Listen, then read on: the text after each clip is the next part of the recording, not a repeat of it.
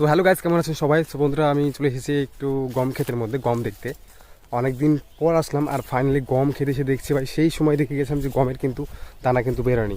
আর এখন এই যে দেখছি ফাইনালি কিন্তু দানা কিন্তু ভরপুরভাবে বেরিয়ে গেছে। এবার দেখতে পাচ্ছ তোমরা, এখানে গম কিন্তু ভরপুরভাবে দানা বেরিয়ে গেছে। কিন্তু এখানটায় ভাই কী হচ্ছে, শিয়াল দৌড়াদৌড়ি করেছে, তো তাই এখানে শুয়ে পড়েছে। আর একটু বাতাস হলে কিন্তু এখন কিন্তু গমের গাছ শুয়ে পড়বে, কারণ গমের গাছে যে দানা রয়েছে, শীষ হয়েছে, এই শীষগুলি কিন্তু এই শীষগুলির জন্য কিন্তু কী হয়েছে, পুরোপুরি গাছটা পুরো ভার কিন্তু সহ্য করতে পারছে না, কারণ এখানে হয়ে গেছে বেশি ওজন আর নিচে হয়েছে কম ওজন।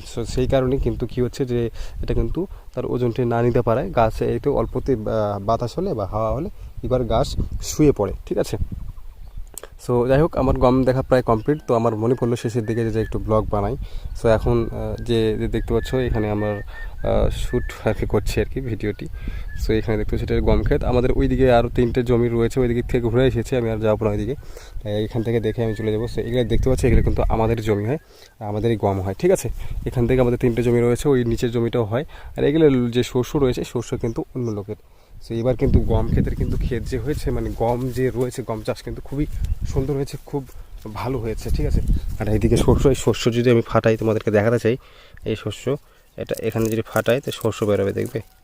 এই দেখো হলুদ শস্য বেরিয়েছে, এটা ঠিক আছে, এটা হচ্ছে হলুদ শস্য। তো এইভাবে শস্য দেখি, এই শস্য। সো এটা শস্যের গাছ। সো এখানে শস্য ধরে অনেকে যায় না যে শস্যের গাছ কেমন বা কী ধরনের।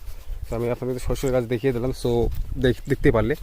সো এখন আমি যাচ্ছি বাড়িতে, কারণ আমার গম দেখা কমপ্লিট, ঠিক আছে।